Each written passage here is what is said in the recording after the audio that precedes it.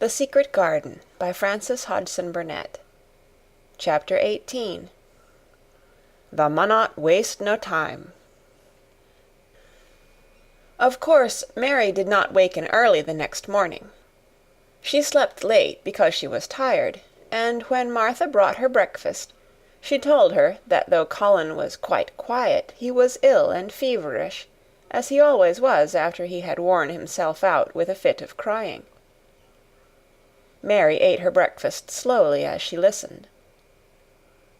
"He says he wishes thou would please go and see him as soon as thou can," Martha said. "It's queer what a fancy he's took to thee. Thou did give it him last night for sure, didn't thou? Nobody else would have dared to do it. Eh, poor lad, he's been spoiled till salt won't save him. Mother says as the two worst things as can happen to a child is never to have his own way, or always to have it. She doesn't know which is the worst. Thou was in a fine temper thyself, too, but he says to me when I went into his room, 'Please ask Miss Mary if she'll please come and talk to me.' Think o' him saying please. Will you go, miss?" "I'll run and see Dickon first," said Mary. "No, I'll go and see Colin first, and tell him— I know what I'll tell him," with a sudden inspiration. She had her hat on when she appeared in Colin's room, and for a second he looked disappointed. He was in bed. His face was pitifully white, and there were dark circles round his eyes. "I'm glad you came," he said. "My head aches, and I ache all over because I'm so tired. Are you going somewhere?" Mary went and leaned against his bed. "I won't be long," she said. "I'm going to Dickon, but I'll come back. Colin, it's something about the garden." His whole face brightened, and a little color came into it. "Oh, is it?" he cried out. "I dreamed about it all night. I heard you say something about gray changing into green, and I dreamed I was standing in a place all filled with trembling little green leaves, and there were birds on nests everywhere, and they looked so soft and still. I'll lie and think about it until you come back."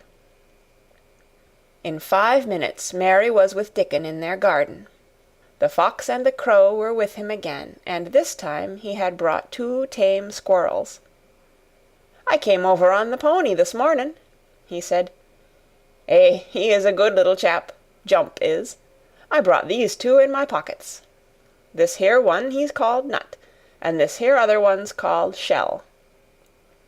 When he said Nut, one squirrel leaped onto his right shoulder, and when he said Shell, the other one leaped onto his left shoulder.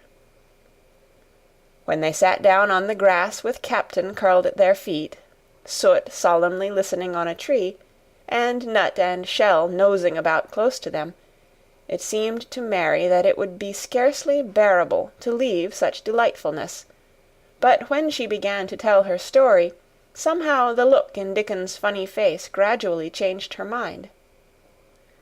She could see he felt sorrier for Colin than she did. He looked up at the sky and all about him. "Just listen to them birds. The world seems full of 'em, all whistlin' and pipin'," he said. "Look at 'em dartin' about, and hearken at 'em callin' to each other. Come springtime seems like as if all the world's callin'. The leaves is uncurlin' so you can see 'em, and my word, the nice smells there is about," sniffing with his happy turned-up nose.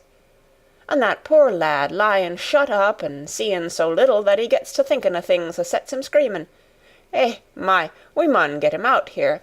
We mun get him watchin' and listenin' and sniffin' up the air, and get him just soaked through wi' sunshine. And we munnot lose no time about it."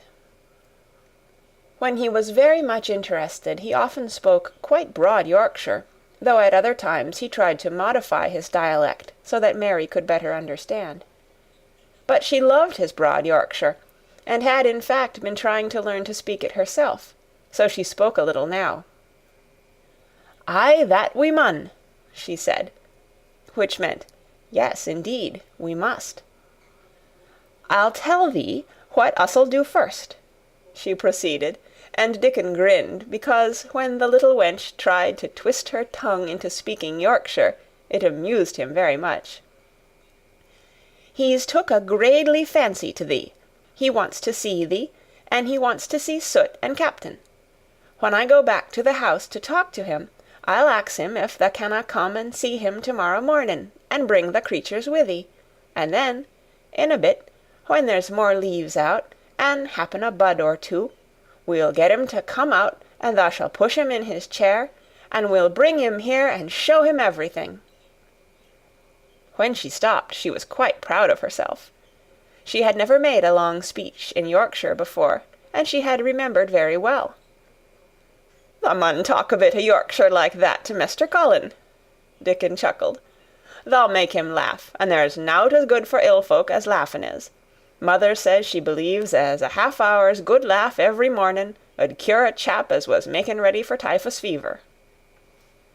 "I'm going to talk Yorkshire to him this very day," said Mary, chuckling herself. The garden had reached the time when every day and every night it seemed as if magicians were passing through it, drawing loveliness out of the earth and the boughs with wands. It was hard to go away and leave it all, particularly as Nut had actually crept onto her dress, and Shell had scrambled down the trunk of the apple tree they sat under, and stayed there looking at her with inquiring eyes. But she went back to the house, and when she sat down close to Colin's bed, he began to sniff as Dickon did, though not in such an experienced way. "You smell like flowers, and fresh things," he cried out quite joyously. "What is it you smell of? It's cool and warm and sweet all at the same time." "It's the wind from the moor," said Mary. "It comes a-sittin' on the grass under a tree wi' Dickon and wi' Captain and Soot and Nut and Shell. It's the springtime and out-o'-doors and sunshine, as smells so gradely." She said it as broadly as she could, and you do not know how broadly Yorkshire sounds until you have heard someone speak it. Colin began to laugh. "What are you doing?" he said. "I never heard you talk like that before. How funny it sounds." "I'm giving thee a bit o' Yorkshire," answered Mary triumphantly. "I canna talk as gradely as Dickon and Martha can, but thou sees I can shape a bit. Doesn't thou understand a bit o' Yorkshire when thou hears it? And thou a Yorkshire lad thysel, bred and born. Eh, I wonder thou'rt not ashamed o' thy face."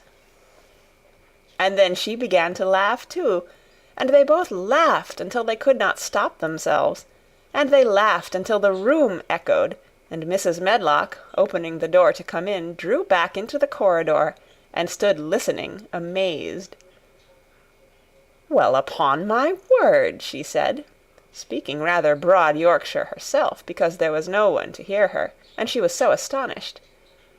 "Who ever heard the like? Whoever on earth would ha' thought it?" There was so much to talk about. It seemed as if Colin could never hear enough of Dickon and Captain and Soot and Nut and Shell and the pony whose name was Jump. Mary had run round into the wood with Dickon to see Jump. He was a tiny little shaggy moor pony, with thick locks hanging over his eyes, and with a pretty face and a nuzzling velvet nose. He was rather thin with living on moor grass, but he was as tough and wiry as if the muscle in his little legs had been made of steel springs.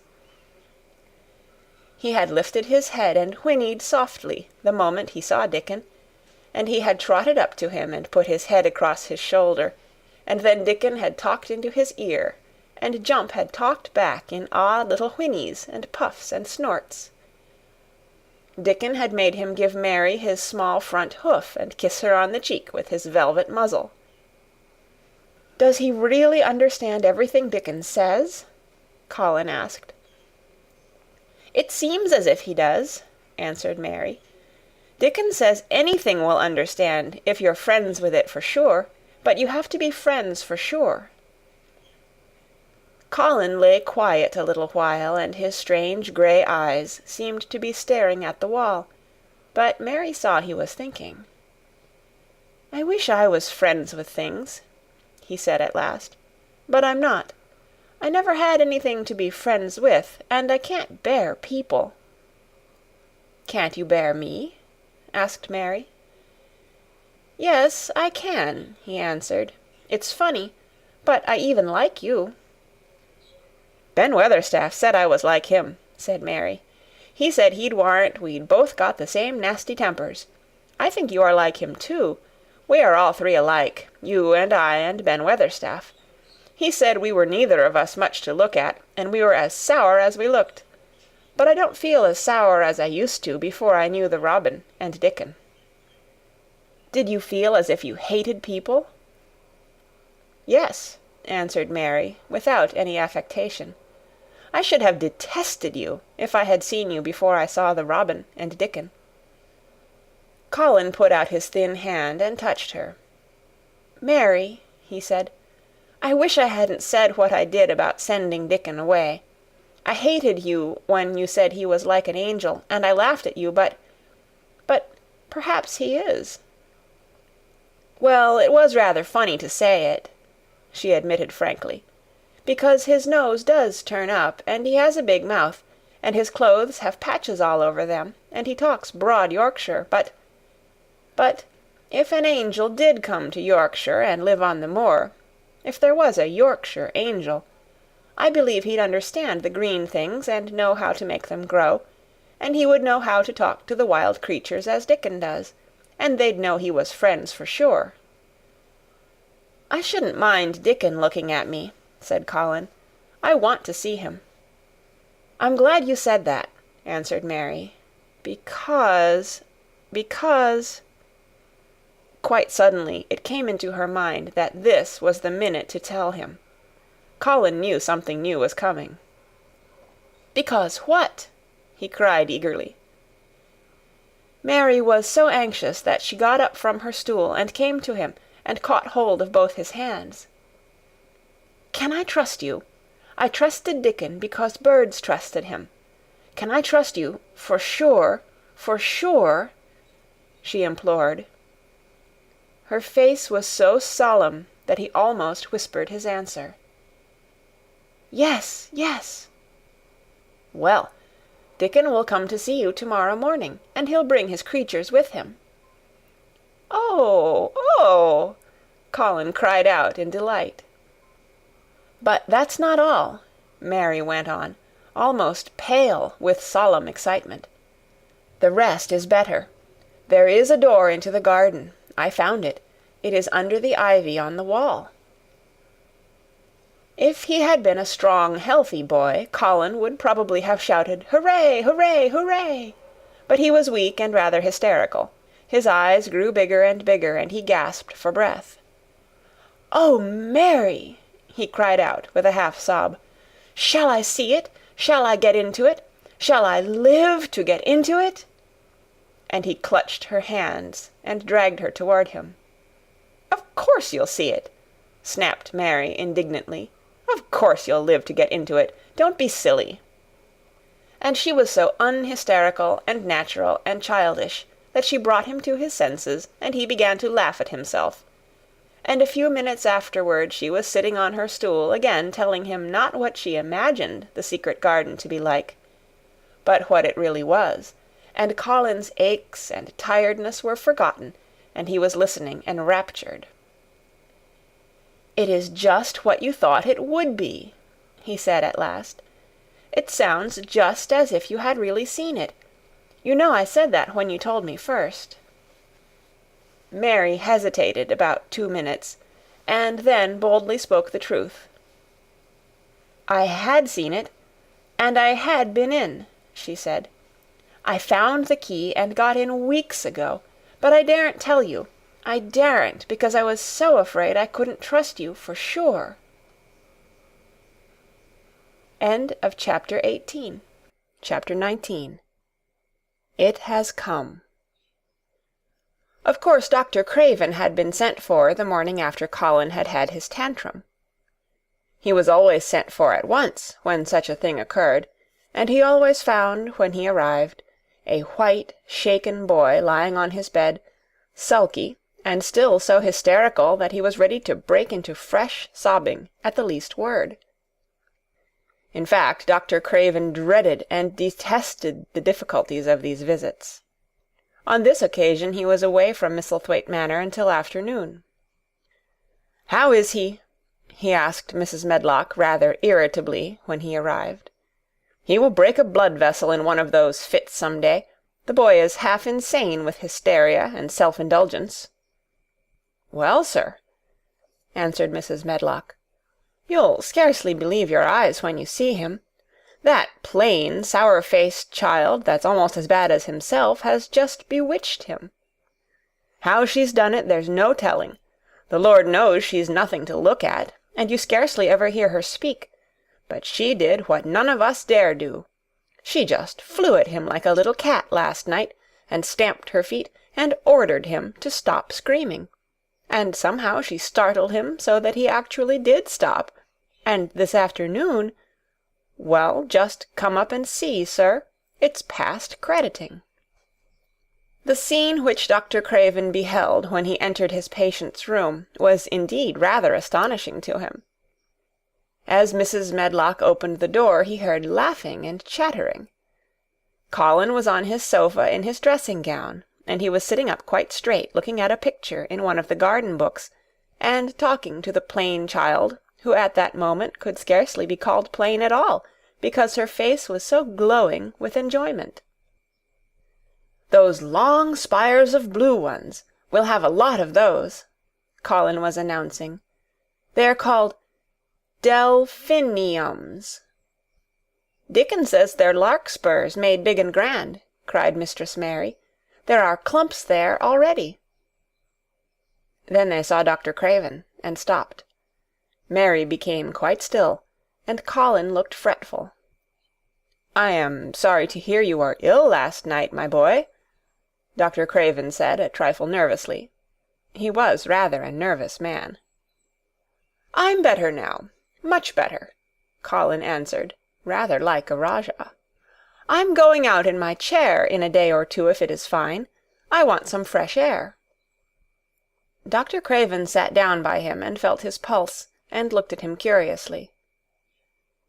"It must be a very fine day," he said, "and you must be very careful not to tire yourself." "Fresh air won't tire me," said the young Rajah. As there had been occasions when this same young gentleman had shrieked aloud with rage, and had insisted that fresh air would give him cold and kill him, it is not to be wondered at that his doctor felt somewhat startled. "I thought you did not like fresh air," he said. "I don't when I am by myself," replied the Rajah, "but my cousin is going out with me." "And the nurse, of course," suggested Dr. Craven. "No, I will not have the nurse," so magnificently that Mary could not help remembering how the young native prince had looked, with his diamonds and rubies and pearls stuck all over him, and the great rubies on the small dark hand he had waved to command his servants to approach with salams and receive his orders. "My cousin knows how to take care of me. I am always better when she is with me. She made me better last night.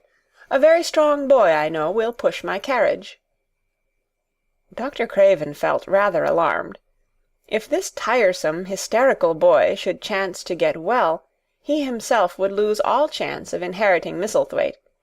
But he was not an unscrupulous man, though he was a weak one, and he did not intend to let him run into actual danger.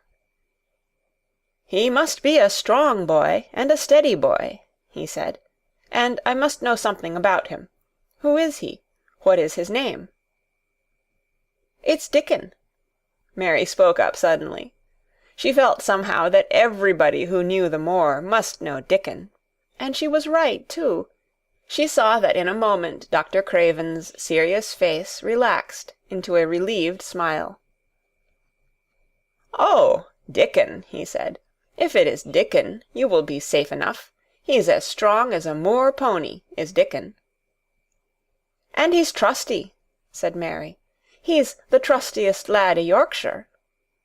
She had been talking Yorkshire to Colin, and she forgot herself. "Did Dickon teach you that?" asked Dr. Craven, laughing outright. "I'm learning it as if it was French," said Mary, rather coldly. "It's like a native dialect in India. Very clever people try to learn them. I like it, and so does Colin." "Well, well," he said, "if it amuses you, perhaps it won't do you any harm. Did you take your bromide last night, Colin?" "No," Colin answered. "I wouldn't take it at first, and after Mary made me quiet she talked me to sleep, in a low voice, about the spring creeping into a garden." "That sounds soothing," said Dr. Craven, more perplexed than ever, and glancing sideways at Mistress Mary sitting on her stool and looking down silently at the carpet. "You are evidently better, but you must remember—" "I don't want to remember," interrupted the Rajah, appearing again. "When I lie by myself and remember, I begin to have pains everywhere, and I think of things that make me begin to scream because I hate them so. If there was a doctor anywhere who could make you forget you were ill instead of remembering it, I would have him brought here." And he waved a thin hand, which ought really to have been covered with royal signet rings made of rubies. "It is because my cousin makes me forget that she makes me better." Dr. Craven had never made such a short stay after a tantrum. Usually he was obliged to remain a very long time and do a great many things. This afternoon he did not give any medicine or leave any new orders, and he was spared any disagreeable scenes. When he went downstairs he looked very thoughtful, and when he talked to Mrs. Medlock in the library she felt that he was a much puzzled man. "Well, sir," she ventured, "could you have believed it?" "It is certainly a new state of affairs," said the doctor, "and there's no denying it is better than the old one." "I believe Susan Sowerby's right, I do that," said Mrs. Medlock. "I stopped in her cottage on my way to Thwaite yesterday and had a bit of a talk with her, and she says to me, 'Well, Sarah Ann, she mayn't be a good child, and she mayn't be a pretty one, but she's a child, and children needs children.' We went to school together, Susan Sowerby and me." "She's the best sick nurse I know," said Dr. Craven. "When I find her in a cottage, I know the chances are that I shall save my patient." Mrs. Medlock smiled. She was fond of Susan Sowerby. "She's got a way with her, has Susan," she went on quite volubly.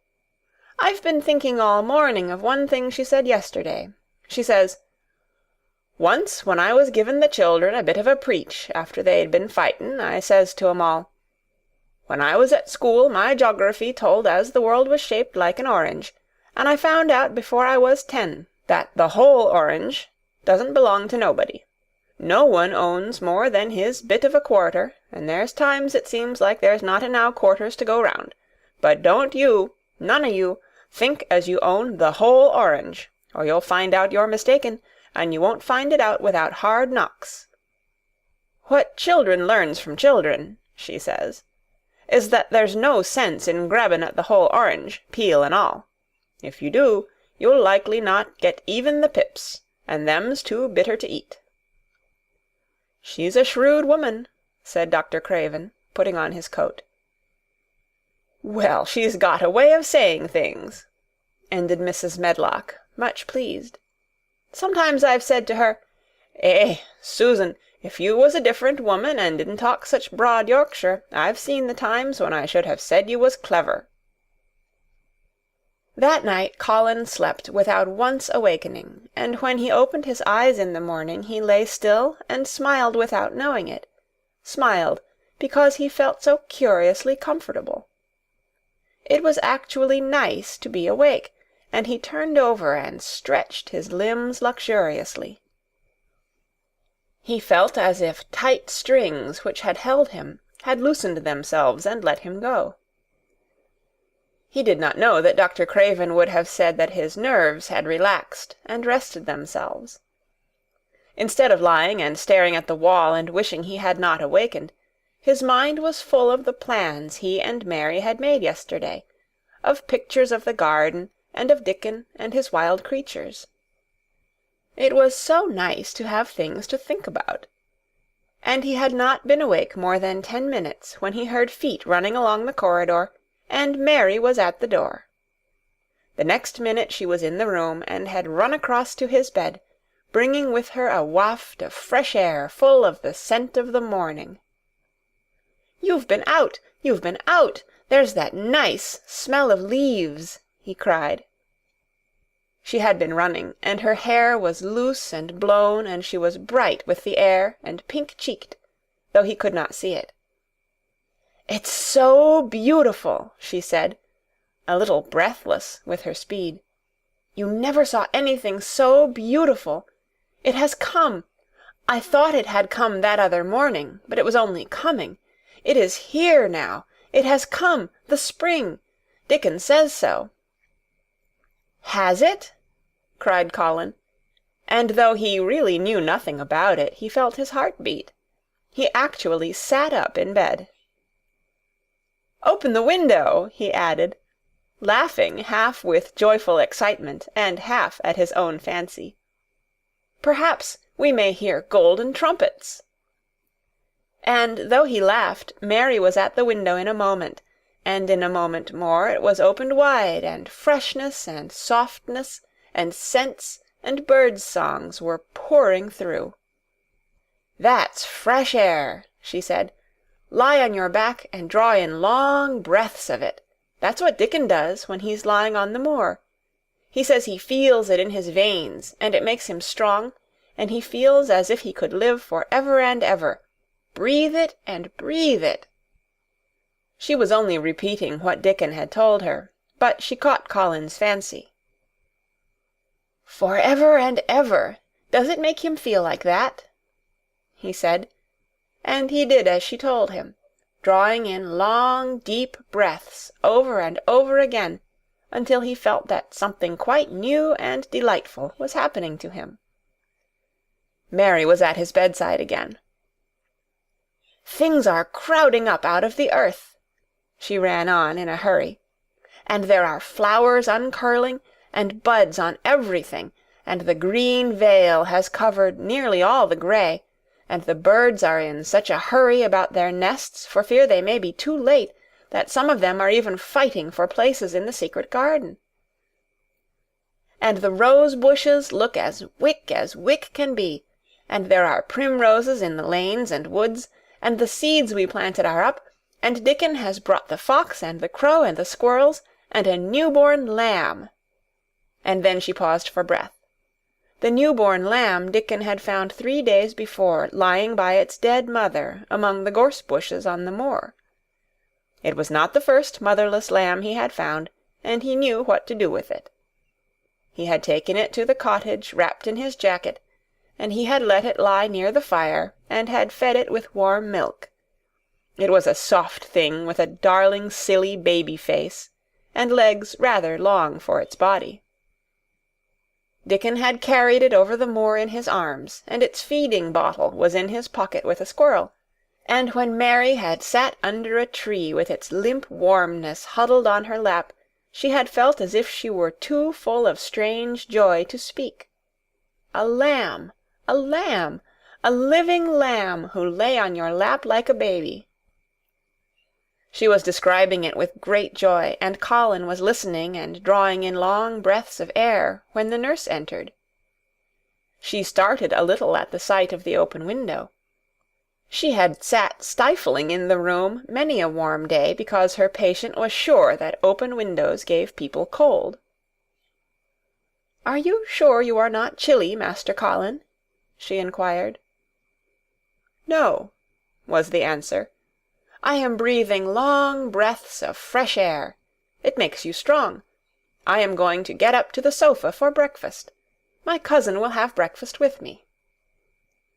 The nurse went away, concealing a smile, to give the order for 2 breakfasts.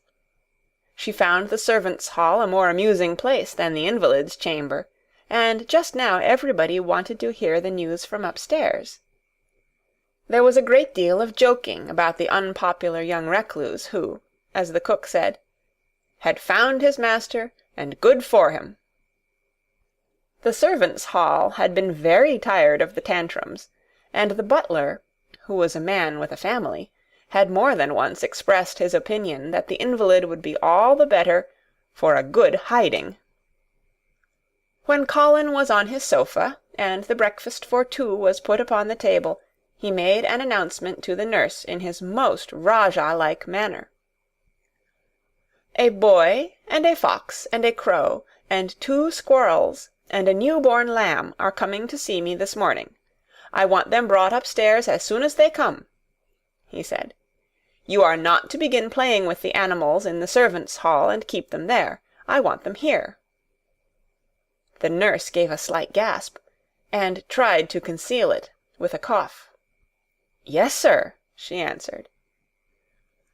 "I'll tell you what you can do," added Colin, waving his hand. "You can tell Martha to bring them here. The boy is Martha's brother. His name is Dickon, and he is an animal charmer." "I hope the animals won't bite, Master Colin," said the nurse. "I told you he was a charmer," said Colin austerely. "Charmers' animals never bite." "There are snake charmers in India," said Mary, "and they can put their snakes' heads in their mouths." "Goodness!" shuddered the nurse. They ate their breakfast with the morning air pouring in upon them. Colin's breakfast was a very good one, and Mary watched him with serious interest. "You will begin to get fatter just as I did," she said.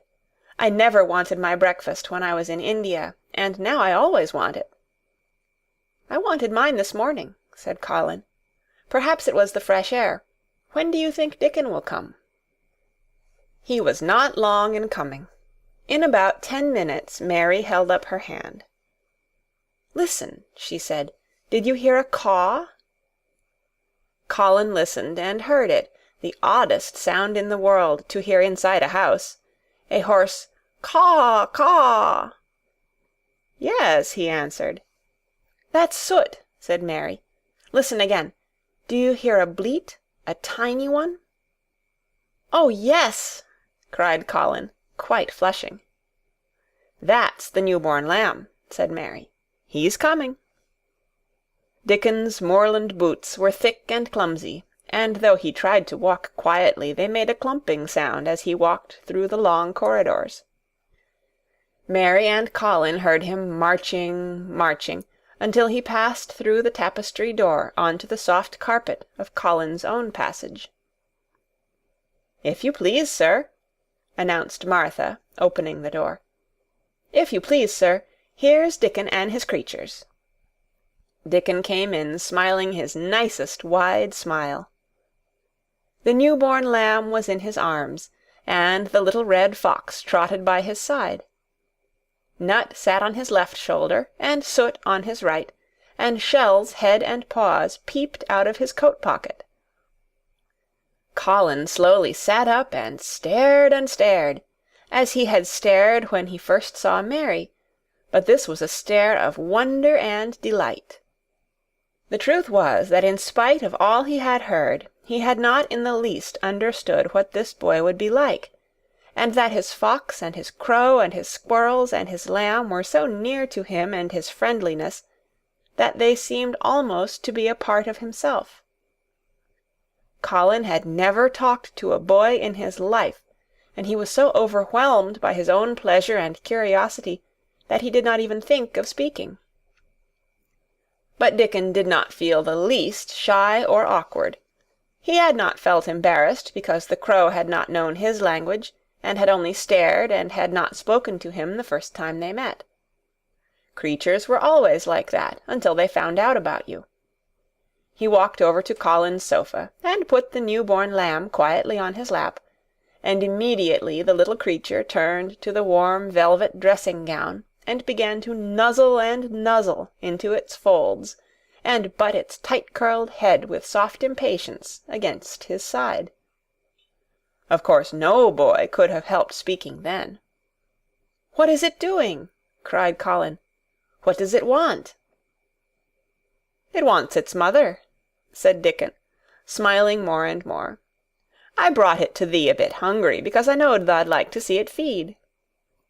He knelt down by the sofa, and took a feeding bottle from his pocket. "Come on, little un," he said, turning the small woolly white head with a gentle brown hand. "This is what thou's after. Thou'll get more out o' this than thou will out o' silk velvet coats. There now." And he pushed the rubber tip of the bottle into the nuzzling mouth, and the lamb began to suck it with ravenous ecstasy. After that there was no wondering what to say. By the time the lamb fell asleep, questions poured forth, and Dickon answered them all. He told them how he had found the lamb just as the sun was rising 3 mornings ago. He had been standing on the moor listening to a skylark, and watching him swing higher and higher into the sky until he was only a speck in the heights of blue. "I'd almost lost him but for his song, and I was wonderin' how a chap could hear it when it seemed as if he'd get out o' the world in a minute. And just then I heard something else far off among the gorse bushes. It was a weak bleatin', and I knowed it was the new lamb as was hungry, and I knowed it wouldn't be hungry if it hadn't lost its mother somehow. So I set off searchin'. I did have a look for it. I went in and out among the gorse bushes, and round, and I always seemed to take the wrong turnin'. But at last I seed a bit o' white by a rock on top o' the moor, and I climbed up, and found the little un half dead wi' cold and clemmin'." While he talked, Soot flew solemnly in and out of the open window, and cawed remarks about the scenery, while Nut and Shell made excursions into the big trees outside, and ran up and down trunks and explored branches.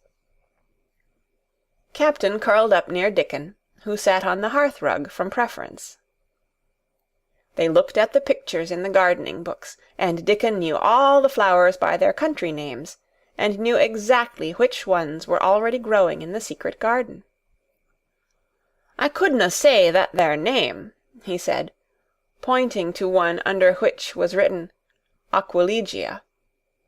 "But us calls that a columbine, and that there one it's a snapdragon, and they both grow wild in hedges, but these is garden ones, and they are bigger and grander.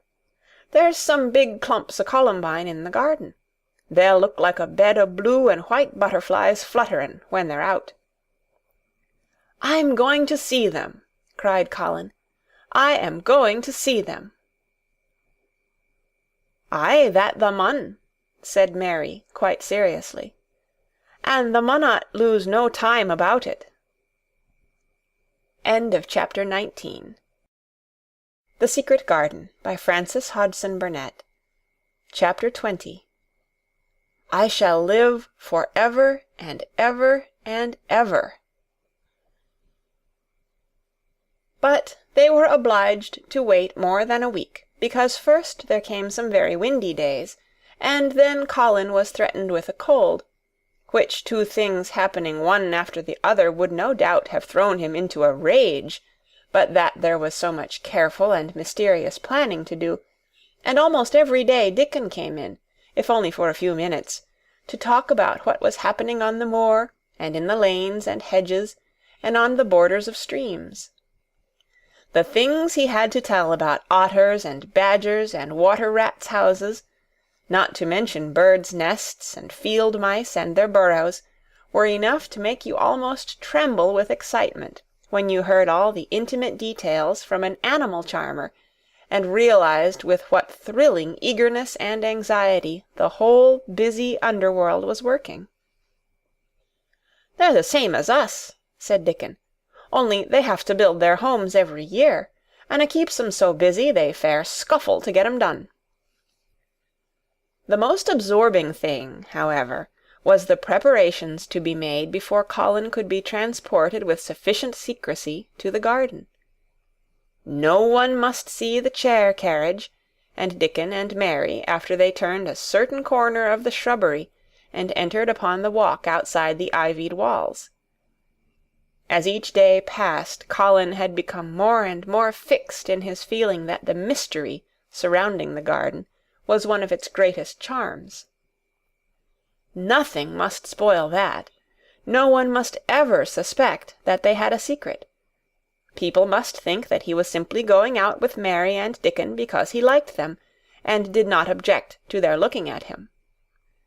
They had long and quite delightful talks about their route. They would go up this path, and down that one, and cross the other, and go round among the fountain flower beds as if they were looking at the bedding out plants the head gardener, Mr. Roach, had been having arranged. That would seem such a rational thing to do that no one would think it at all mysterious. They would turn into the shrubbery walks and lose themselves until they came to the long walls. It was almost as serious and elaborately thought out as the plans of march made by great generals in time of war.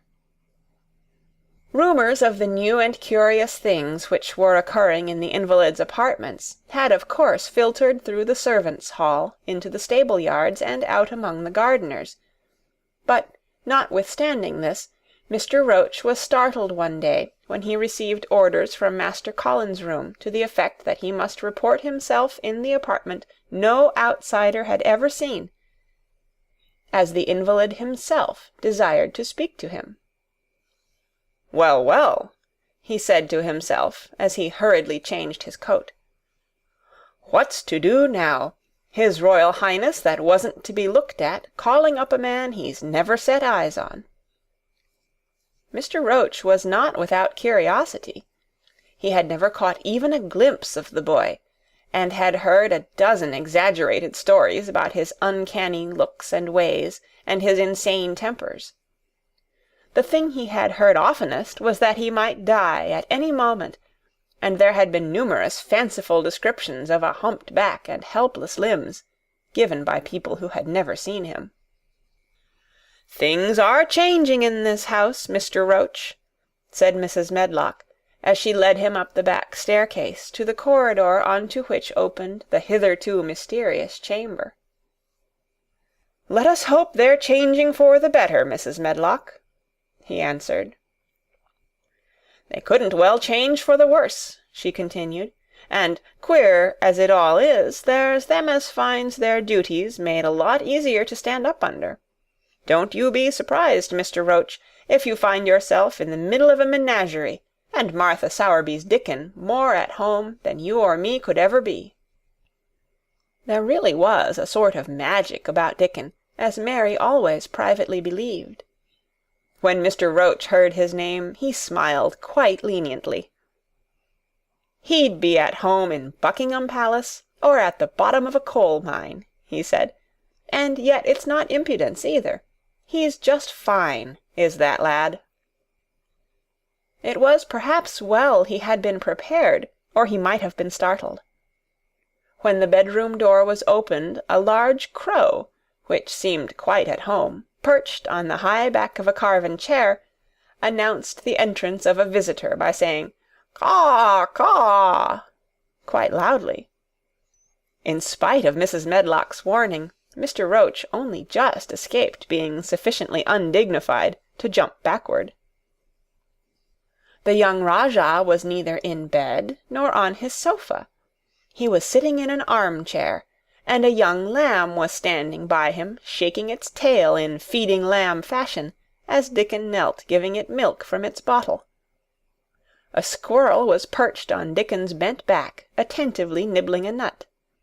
The little girl from India was sitting on a big footstool, looking on. "Here's Mr. Roach, Master Colin," said Mrs. Medlock. The young Rajah turned and looked his servitor over. At least, that was what the head gardener felt happened. "Oh, you are Roach, are you?" he said. "I sent for you to give you some very important orders." "Very good, sir," answered Roach, wondering if he was to receive instructions to fell all the oaks in the park, or to transform the orchards into water gardens. "I am going out in my chair this afternoon," said Colin. "If the fresh air agrees with me, I may go out every day. When I go, none of the gardeners are to be anywhere near the long walk by the garden walls. No one is to be there. I shall go out about 2 o'clock, and every one must keep away until I send word that they may go back to their work." "Very good, sir," replied Mr. Roach, much relieved to hear that the oaks might remain, and that the orchards were safe. "Mary," said Colin, turning to her, "what is that thing you say in India, when you have finished talking and want people to go?" "You say, 'You have my permission to go,'" answered Mary. The Rajah waved his hand. "You have my permission to go, Roach," he said. "But remember, this is very important."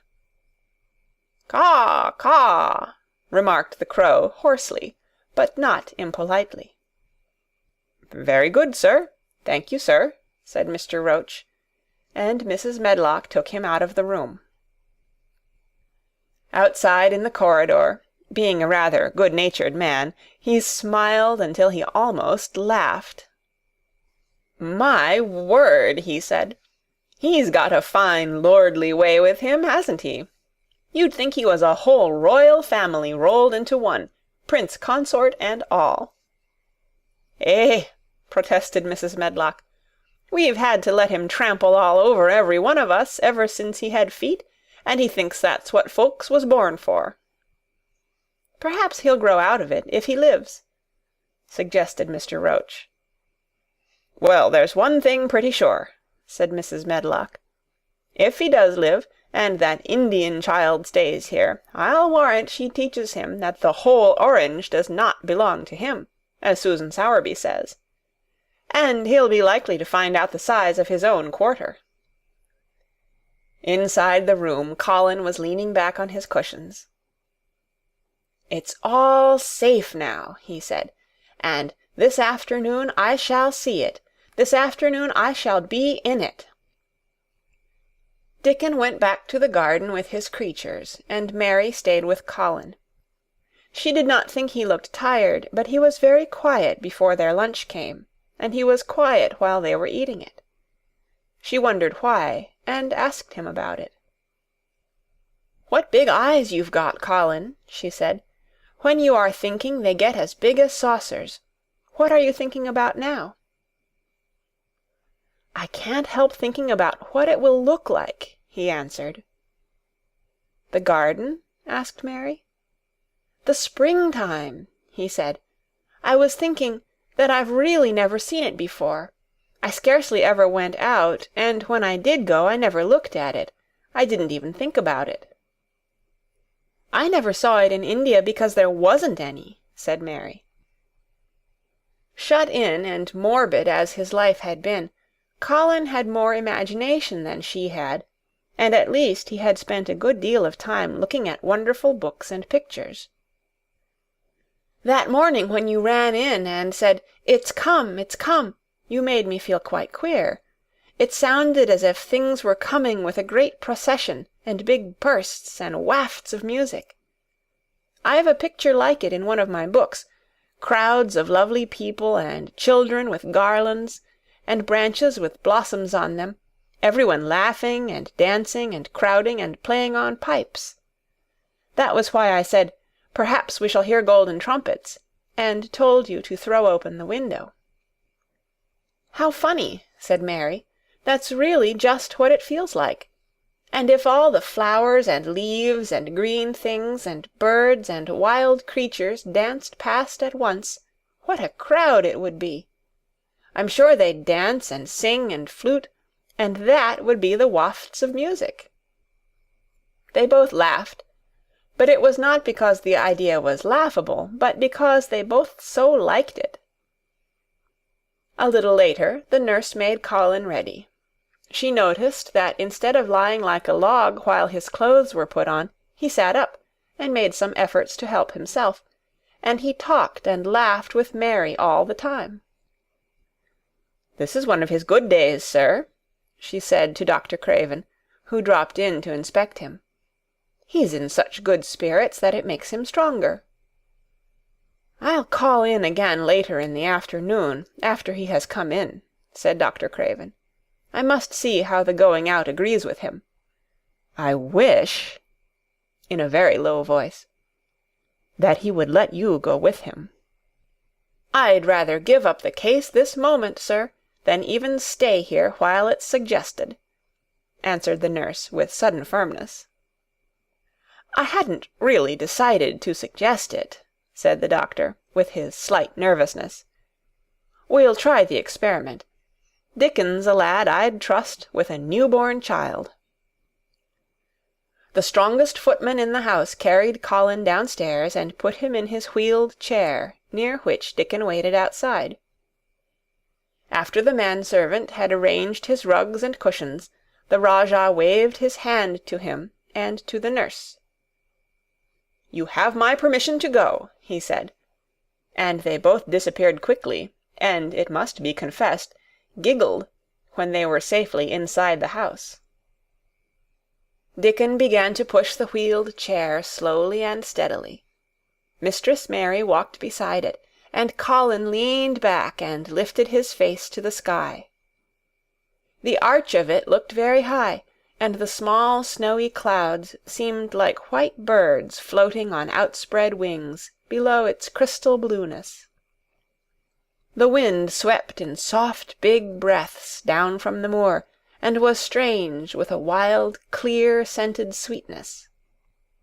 Colin kept lifting his thin chest to draw it in, and his big eyes looked as if it were they which were listening, instead of his ears. "There are so many sounds of singing and humming and calling out," he said. "What is that scent the puffs of wind bring?" "It's gorse on the moor that's opening out," answered Dickon. "Eh, the bees are at it wonderful to-day." Not a human creature was to be caught sight of in the paths they took. In fact, every gardener or gardener's lad had been witched away, but they wound in and out among the shrubbery and out and round the fountain beds, following their carefully planned route for the mere mysterious pleasure of it. But when at last they turned into the long walk by the ivied walls, the excited sense of an approaching thrill made them, for some curious reason they could not have explained, begin to speak in whispers. "This is it," breathed Mary. "This is where I used to walk up and down and wonder. "Is it?" cried Colin, and his eyes began to search the ivy with eager curiousness. "But I can see nothing," he whispered. "There is no door." "That's what I thought," said Mary. Then there was a lovely, breathless silence, and the chair wheeled on. "That is the garden where Ben Weatherstaff works," said Mary. "Is it?" said Colin. A few yards more, and Mary whispered again. "This is where the robin flew over the wall," she said. "Is it?" cried Colin. "Oh, I wish he'd come again." "And that," said Mary, with solemn delight, pointing under a big lilac bush, "is where he perched on the little heap of earth and showed me the key." Then Colin sat up. "Where? There?" he cried, and his eyes were as big as the wolf's in Red Riding Hood, when Red Riding Hood felt called upon to remark on them. Dickon stood still, and the wheeled chair stopped. "And this," said Mary, stepping on to the bed close to the ivy, "is where I went to talk to him when he chirped at me from the top of the wall. And this is the ivy the wind blew back." And she took hold of the hanging green curtain. "Oh, is it? Gasped Colin. "And here is the handle, and here is the door. Dickon, push him in quickly." And Dickon did it with one strong, steady, splendid push. But Colin had actually dropped back against his cushions, even though he gasped with delight, and he had covered his eyes with his hands and held them there, shutting out everything until they were inside, and the chair stopped as if by magic, and the door was closed. Not till then did he take them away and look round and round and round, as Dickon and Mary had done. And over walls and earth and trees and swinging sprays and tendrils the fair green veil of tender little leaves had crept, and in the grass under the trees and the grey urns in the alcoves, and here and there everywhere, were touches or splashes of gold and purple and white, and the trees were showing pink and snow above his head, and there were flutterings of wings and faint sweet pipes and humming and scents and scents. And the sun fell warm upon his face like a hand with a lovely touch. And in wonder Mary and Dickon stood and stared at him. He looked so strange and different, because a pink glow of colour had actually crept all over him, ivory face and neck and hands and all. "I shall get well! I shall get well!" he cried out. "Mary, Dickon, I shall get well, and I shall live for ever and ever and ever." End of Chapter 20. Chapter 21. Ben Weatherstaff. One of the strange things about living in the world is that it is only now and then one is quite sure one is going to live for ever and ever and ever. One knows it sometimes when one gets up at the tender, solemn dawn time and goes out and stands alone and throws one's head far back and looks up and watches the pale sky slowly changing and flushing and marvelous unknown things happening, until the east almost makes one cry out, and one's heart stands still at the strange, unchanging majesty of the rising of the sun, which has been happening every morning for thousands and thousands and thousands of years. One knows it then for a moment or so, and one knows it some time when one stands by oneself in a wood at sunset, and the mysterious deep gold stillness slanting through and under the branches seems to be saying slowly again and again something one cannot quite hear, however much one tries. Then sometimes the immense quiet of the dark blue at night, with millions of stars waiting and watching, makes one sure, and sometimes a sound of far-off music makes it true, and sometimes a look in some one's eyes. And it was like that with Colin when he first saw and heard and felt the springtime inside the 4 high walls of a hidden garden. That afternoon the whole world seemed to devote itself to being perfect and radiantly beautiful and kind to one boy. Perhaps out of pure heavenly goodness the spring came and crowned everything it possibly could into that one place. More than once Dickon paused in what he was doing and stood still, with a sort of growing wonder in his eyes, shaking his head softly. "Eh, it is gradely," he said. "I'm 12 going on 13, and there's a lot o' afternoons in 13 years, but seems to me like I never seed one as gradely as this 'ere." "Aye, it is a gradely one," said Mary, and she sighed for mere joy. "I'll warrant it's the gradeliest one as ever was in this world." "Does thee think," said Colin, with dreamy carefulness, "as happen it was made like this 'ere, all a purpose for me?" "My word!" cried Mary admiringly. "That there is a bit o' good Yorkshire. Th'art shapen first rate, that th'art." And delight reigned. They drew the chair under the plum-tree, which was snow-white with blossoms and musical with bees. It was like a king's canopy, a fairy king's. There were flowering cherry-trees near, and apple-trees whose buds were pink and white, and here and there one had burst wide open. Between the blossoming branches of the canopy bits of blue sky looked down, like wonderful eyes. Mary and Dickon worked a little here and there, and Colin watched them. They brought him things to look at, buds which were opening, buds which were tight closed, bits of twig whose leaves were just showing green, the feather of a woodpecker which had dropped on the grass, the empty shell of some bird early hatched. Dickon pushed the chair slowly round and round the garden, stopping every other moment to let him look at wonders springing out of the earth or trailing down from trees. It was like being taken in state round the country of a magic king and queen, and shown all the mysterious riches it contained. "I wonder if we shall see the robin," said Colin.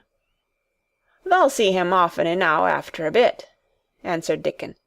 "When the eggs hatches out, the little chap he'll be kep so busy it'll make his head swim. Thou'll see him flyin' backward and for'ard, carryin' worms nigh as big as himself, and that much noise goin' on in the nest when he gets there, as fair flusters him so as he scarce knows which big mouth to drop the first piece in. And gapin' beaks and squawks on every side. Mother says as when she sees the work a robin has to do to keep them gapin' beaks filled, she feels like she was a lady with nothing to do. She says she's seen the little chaps when it seemed like the sweat must be droppin' off 'em, though folk can't see it." This made them giggle so delightedly that they were obliged to cover their mouths with their hands, remembering that they must not be heard. Colin had been instructed as to the law of whispers and low voices several days before. He liked the mysteriousness of it and did his best, but in the midst of excited enjoyment it is rather difficult never to laugh above a whisper. Every moment of the afternoon was full of new things, and every hour the sunshine grew more golden. The wheeled chair had been drawn back under the canopy, and Dickon had sat down on the grass and had just drawn out his pipe when Colin saw something he had not had time to notice before. "That's a very old tree over there, isn't it?" he said. Dickon looked across the grass at the tree, and Mary looked, and there was a brief moment of stillness. "Yes," answered Dickon after it, and his low voice had a very gentle sound. Mary gazed at the tree and thought. "The branches are quite grey, and there's not a single leaf anywhere," Colin went on. "It's quite dead, isn't it?" "Aye," admitted Dickon, "but them roses as has climbed all over it will near hide every bit o' the dead wood when they're full o' leaves and flowers. It won't look dead then. It'll be the prettiest of all." Mary still gazed at the tree and thought. "It looks as if a big branch had been broken off," said Colin. "I wonder how it was done." "It's been done many a year," answered Dickon. "Eh!" with a sudden relieved start, and laying his hand on Colin. "Look at that robin. There he is. He's been foragin' for his mate." Colin was almost too late, but he just caught sight of him, the flash of red-breasted bird with something in his beak. He darted through the greenness and into the close-grown corner, and was out of sight. Colin leaned back on his cushion again, laughing a little.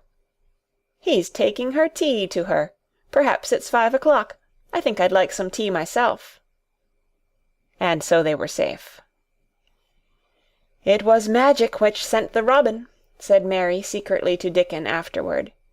"I know it was magic." For both she and Dickon had been afraid Colin might ask something about the tree whose branch had broken off 10 years ago, and they had talked it over together, and Dickon had stood and rubbed his head in a troubled way. "We mun look as if it wasn't no different from the other trees," he had said. "We couldn't never tell him how it broke, poor lad.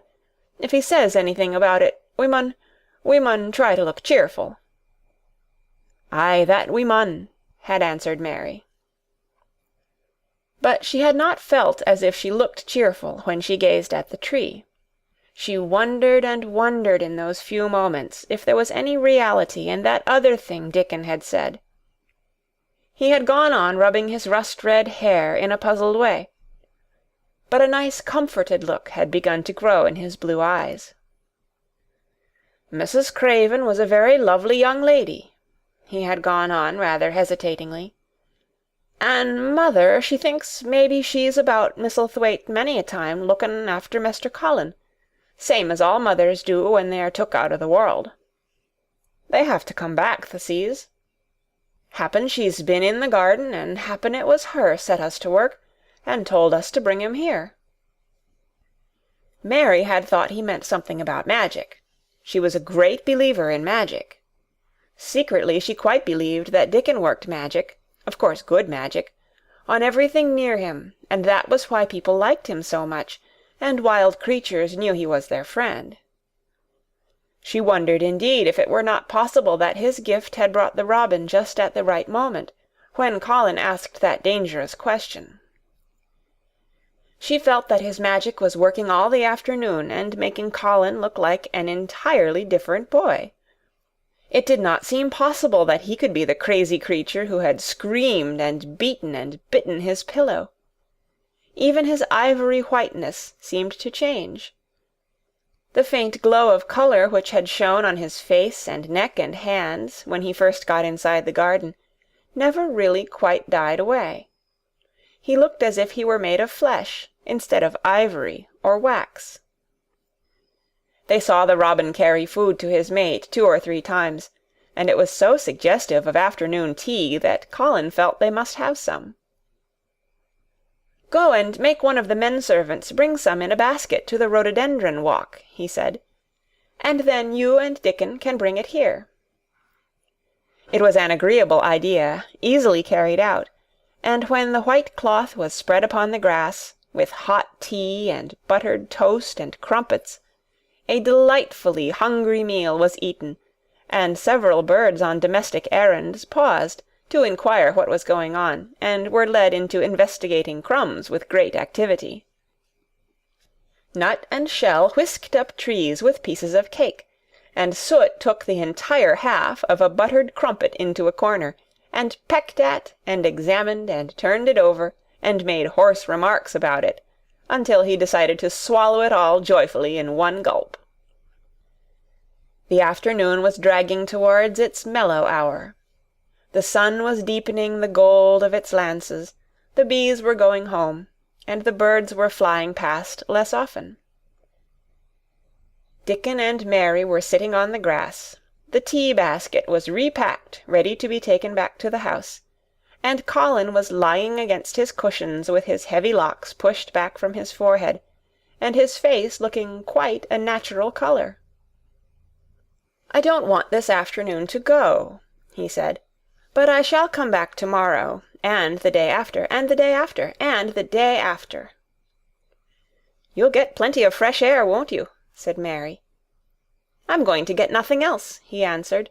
"I've seen the spring now, and I'm going to see the summer. I'm going to see everything grow here. I'm going to grow here myself." "That thou will," said Dickon. "Us'll have thee walkin' about here and diggin' same as other folk afore long." Colin flushed tremendously. "Walk?" he said. "Dig? Shall I?" Dickon's glance at him was delicately cautious. Neither he nor Mary had ever asked if anything was the matter with his legs. "For sure thou will," he said stoutly. "Thou's got legs o' thine own, same as other folks." Mary was rather frightened until she heard Colin's answer. "Nothing really ails them," he said, "but they are so thin and weak, they shake so that I'm afraid to try to stand on them." Both Mary and Dickon drew a relieved breath. "When thou stops being afraid, thou'lt stand on 'em," Dickon said with renewed cheer. "And thou'lt stop being afraid in a bit."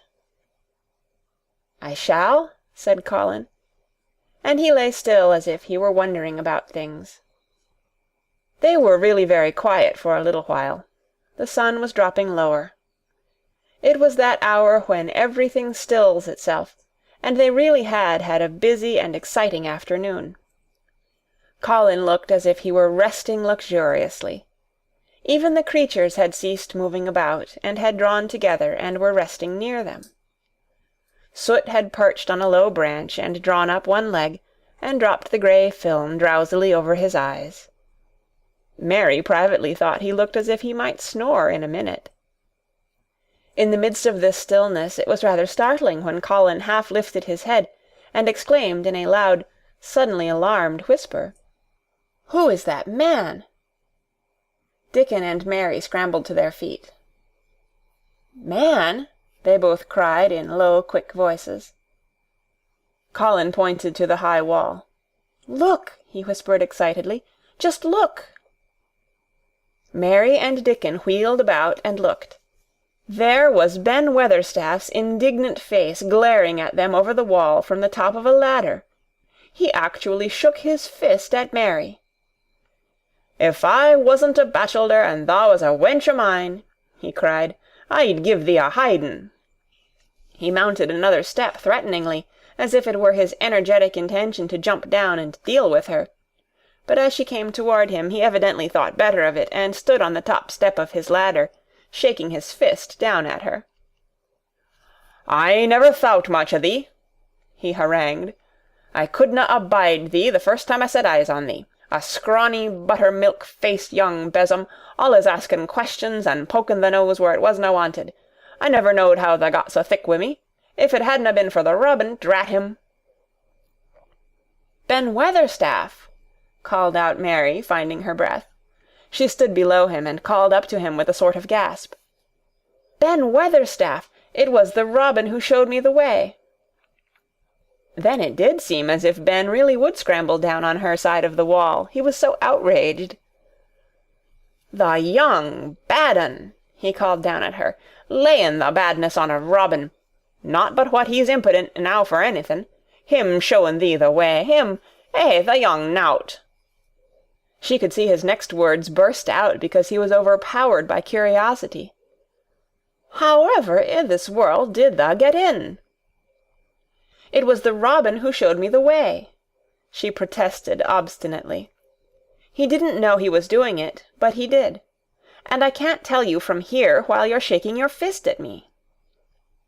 He stopped shaking his fist very suddenly at that very moment, and his jaw actually dropped as he stared over her head at something he saw coming over the grass toward him. At the first sound of his torrent of words, Colin had been so surprised that he had only sat up and listened as if he were spellbound.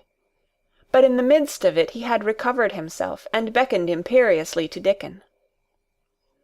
"Wheel me over there," he commanded. "Wheel me quite close and stop right in front of him." And this, if you please, this is what Ben Weatherstaff beheld, and which made his jaw drop.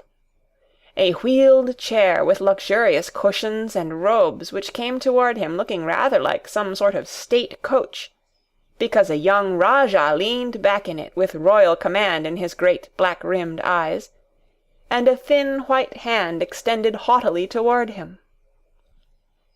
And it stopped right under Ben Weatherstaff's nose.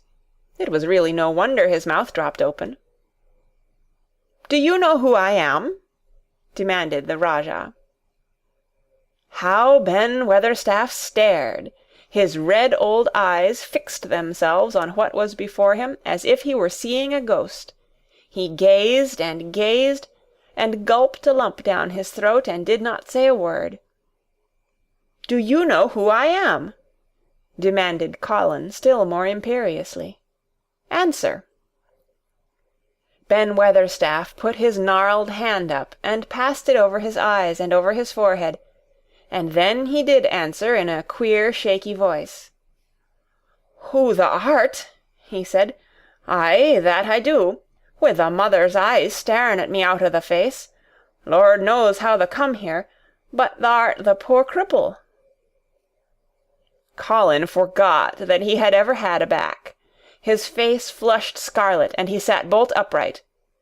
"I'm not a cripple!" he cried out furiously. "I'm not!" "He's not!" cried Mary, almost shouting up the wall in her fierce indignation. "He's not got a lump as big as a pin. I looked, and there was none there, not one." Ben Weatherstaff passed his hand over his forehead again, and gazed as if he could never gaze enough. His hand shook, and his mouth shook, and his voice shook. He was an ignorant old man, and a tactless old man, and he could only remember the things he had heard. "Thou hasn't got a crooked back?" he said hoarsely. "No," shouted Colin. Thou hasn't got crooked legs?" quavered Ben more hoarsely yet. It was too much. The strength which Colin usually threw into his tantrums rushed through him now in a new way. Never yet had he been accused of crooked legs, even in whispers, and the perfectly simple belief in their existence which was revealed by Ben Weatherstaff's voice was more than Rajah flesh and blood could endure. His anger and insulted pride made him forget everything but this one moment, and filled him with a power he had never known before, an almost unnatural strength. "Come here!" he shouted to Dickon, and he actually began to tear the coverings off his lower limbs and disentangle himself. Come here, this minute!" Dickon was by his side in a second. Mary caught her breath in a short gasp, and felt herself turn pale. "He can do it! He can do it! He can do it! He can!" she gabbled over to herself under her breath as fast as ever she could. There was a brief, fierce scramble. The rugs were tossed on the ground. Dickon held Colin's arm. The thin legs were out. The thin feet were on the grass. Colin was standing upright, as straight as an arrow, and looking strangely tall, his head thrown back, and his strange eyes flashing lightning. "Look at me!" he flung up at Ben Weatherstaff. "Just look at me, you! Just look at me!" "He's as straight as I am!" cried Dickon. "He's as straight as any lad of Yorkshire." What Ben Weatherstaff did Mary thought queer beyond measure. He choked and gulped, and suddenly tears ran down his weather-wrinkled cheeks as he struck his old hands together. "Eh," he burst forth, "the lies folk tells! Thou'rt as thin as a lath, and as white as a wraith, but there's not a knob on thee. Thou'lt make a man yet. God bless thee." Dickon held Colin's arm strongly, but the boy had not begun to falter. He stood straighter and straighter, and looked Ben Weatherstaff in the face. "I'm your master," he said, "when my father is away, and you are to obey me. This is my garden. Don't dare to say a word about it. You get down from that ladder and go out to the long walk, and Miss Mary will meet you and bring you here. I want to talk to you. We did not want you, but now you will have to be in the secret. Be quick." Ben Weatherstaff's crabbed old face was still wet with that one queer rush of tears. It seemed as if he could not take his eyes from thin, straight Colin standing on his feet with his head thrown back. "Eh, lad," he almost whispered. "Eh, my lad." And then, remembering himself, he suddenly touched his hat, gardener fashion, and said, "Yes, sir, yes, sir," and obediently disappeared as he descended the ladder. End of chapter 21. Chapter 22. When the sun went down. When his head was out of sight, Colin turned to Mary. "Go and meet him," he said, and Mary flew across the grass to the door under the ivy. Dickon was watching him with sharp eyes. There were scarlet spots on his cheeks, and he looked amazing, but he showed no signs of falling. "I can stand," he said, and his head was still held up, and he said it quite grandly. "I told thee thou could as soon as thou stopped being afraid," answered Dickon, "and thou's stopped." "Yes, I've stopped," said Colin. Then suddenly he remembered something Mary had said. "Are you making magic?" he asked sharply. Dickon's curly mouth spread in a cheerful grin. "Thou's doing magic thysel'," he said. "It's same magic as made these 'ere work out o' the earth." And he touched with his thick boot a clump of crocuses in the grass. Colin looked down at them. "Aye," he said slowly. "There couldna be bigger magic than that there. There couldna be." He drew himself up straighter than ever. "I'm going to walk to that tree," he said, pointing to one a few feet away from him. "I'm going to be standing when Weatherstaff comes here. I can rest against the tree if I like. When I want to sit down, I will sit down, but not before. Bring a rug from the chair." He walked to the tree, and though Dickon held his arm, he was wonderfully steady. When he stood against the tree trunk, it was not too plain that he supported himself against it, and he still held himself so straight that he looked tall. When Ben Weatherstaff came through the door in the wall, he saw him standing there, and he heard Mary muttering something under her breath. "What art saying?" he asked rather testily, because he did not want his attention distracted from the long, thin, straight boy figure and proud face. But she did not tell him. What she was saying was this: "You can do it! You can do it! I told you you could! You can do it! You can do it! You can!" She was saying it to Colin because she wanted to make magic and keep him on his feet looking like that.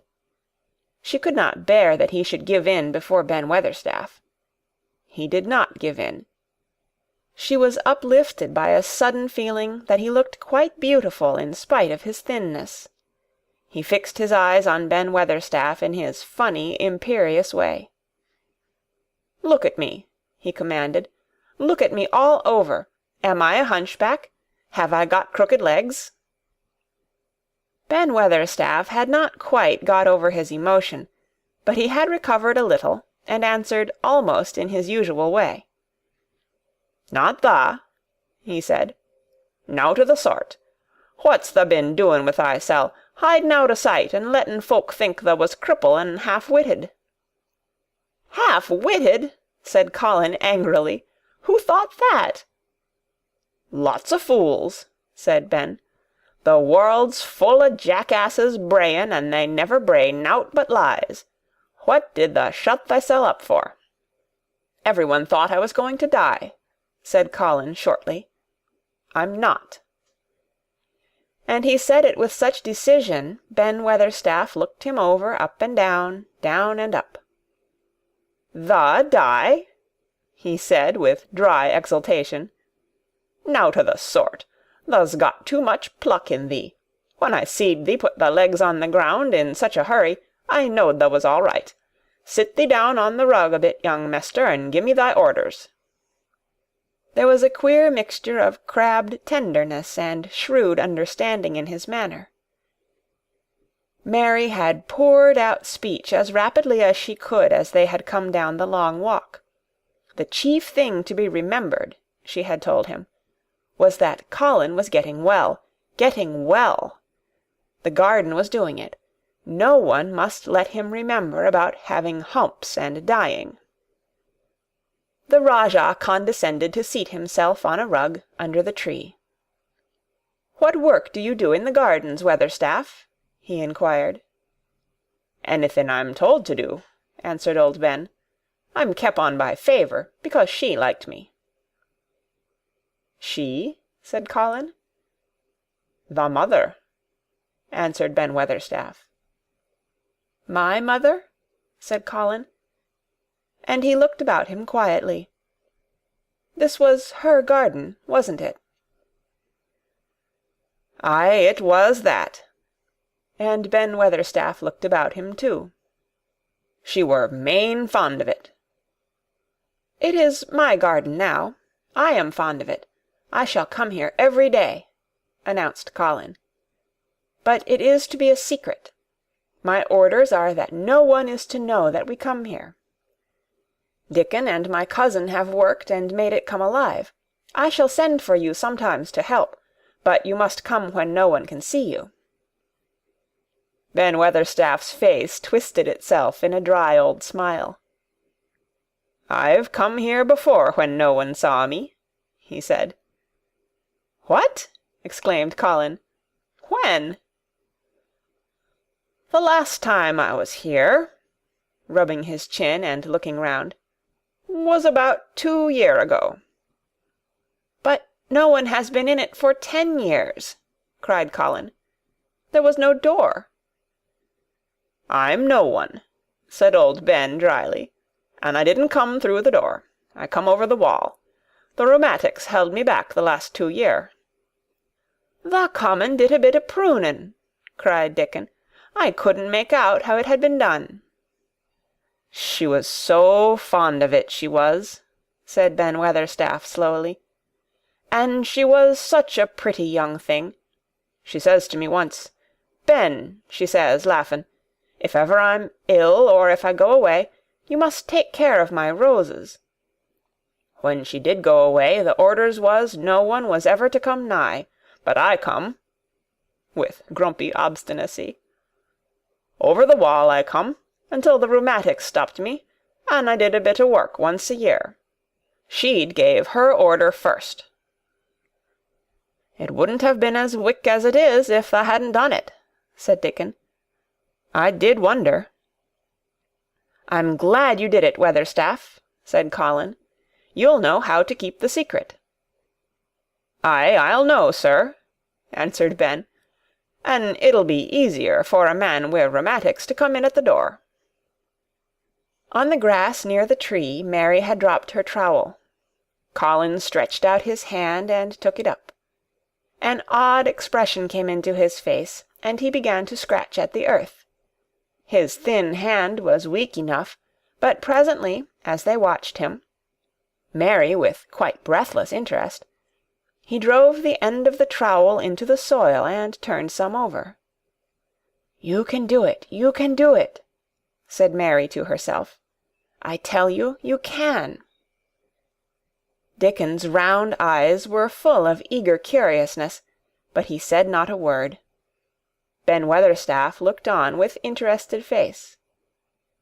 Colin persevered. After he had turned a few trowelfuls of soil, he spoke exultantly to Dickon in his best Yorkshire. "Tha said as tha'd have me walking about here same as other folk, and tha said tha'd have me digging. I thought tha was just leeing to please me. This is only the first day, and I've walked, and here I am digging." Ben Weatherstaff's mouth fell open again when he heard him, but he ended by chuckling. "Eh," he said, "that sounds as if tha'd got wits enow. Tha'rt a Yorkshire lad for sure, and tha'rt digging too. How'd tha like to plant a bit o' something? I can get thee a rose in a pot." "Go and get it," said Colin, digging excitedly. "Quick, quick!" It was done quickly enough indeed. Ben Weatherstaff went his way, forgetting rheumatics. Dickon took his spade and dug the hole deeper and wider than a new digger with thin white hands could make it. Mary slipped out to run and bring back a watering-can.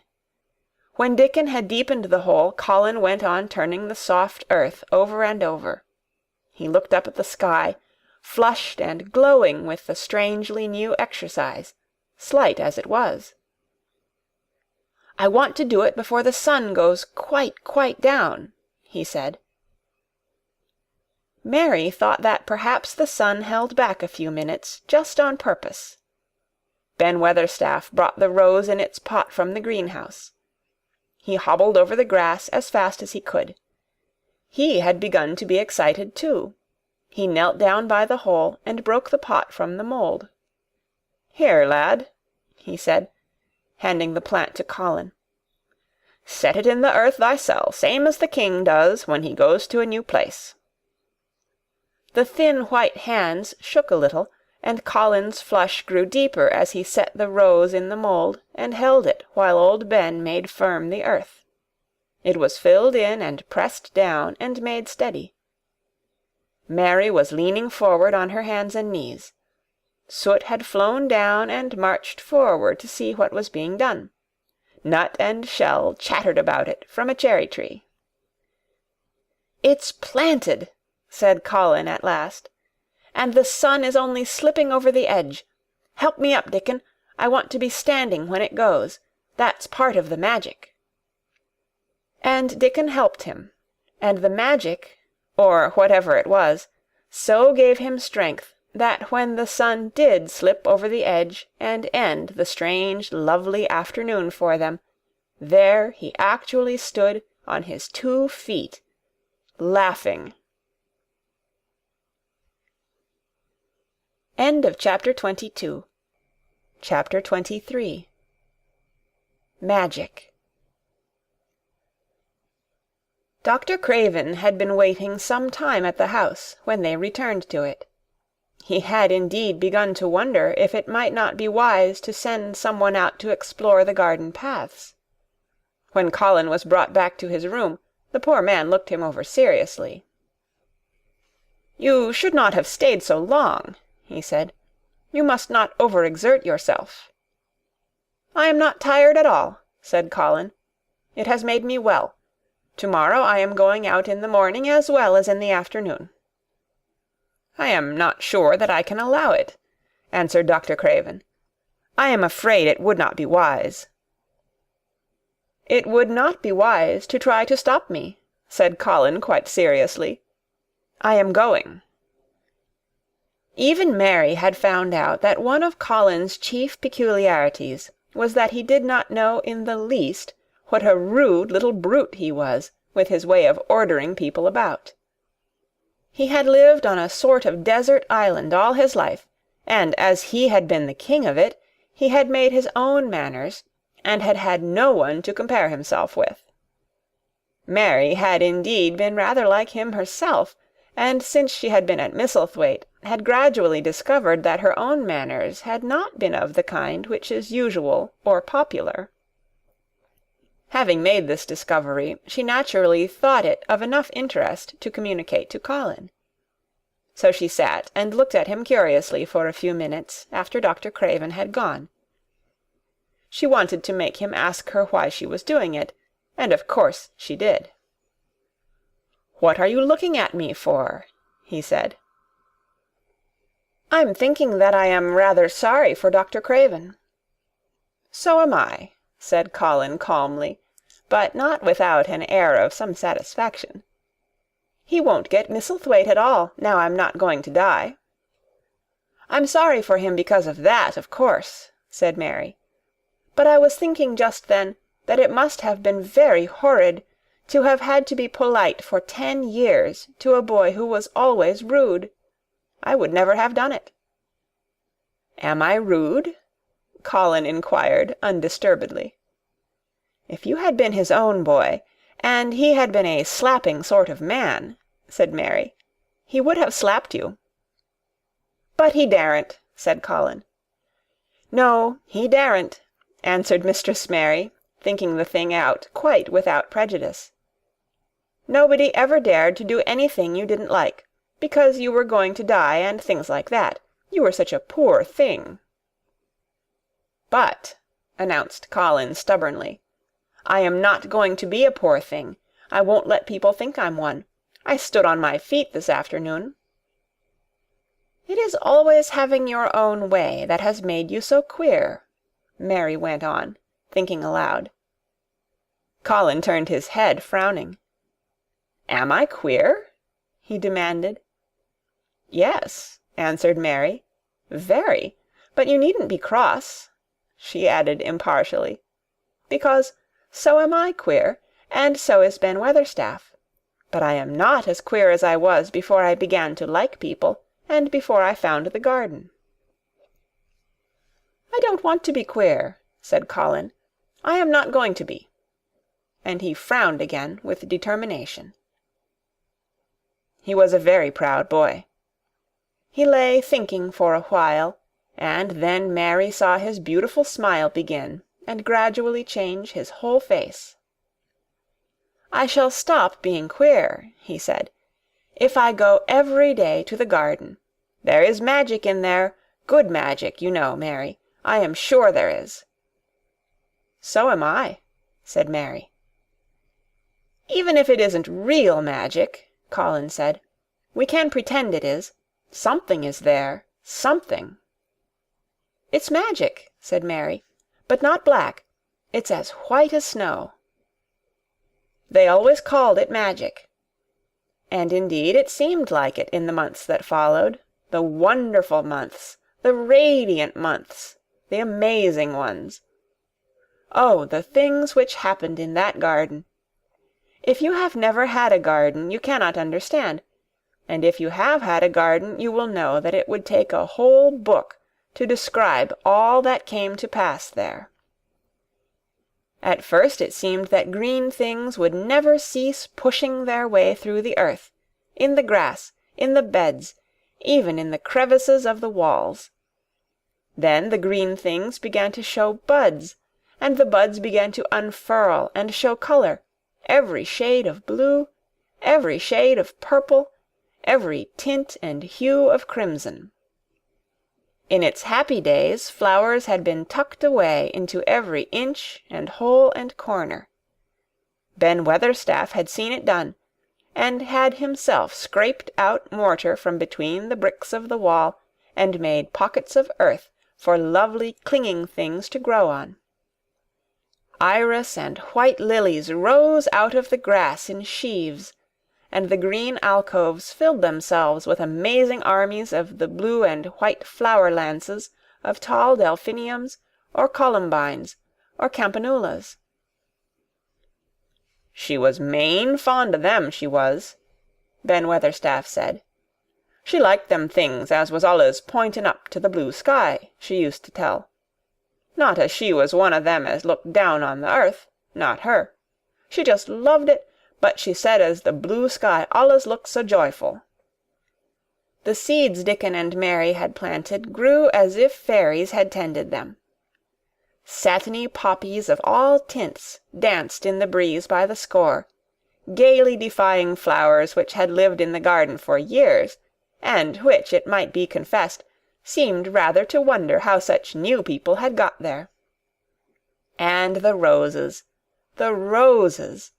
rising out of the grass, tangled round the sundial, wreathing the tree trunks and hanging from their branches, climbing up the walls and spreading over them with long garlands falling in cascades. They came alive day by day, hour by hour.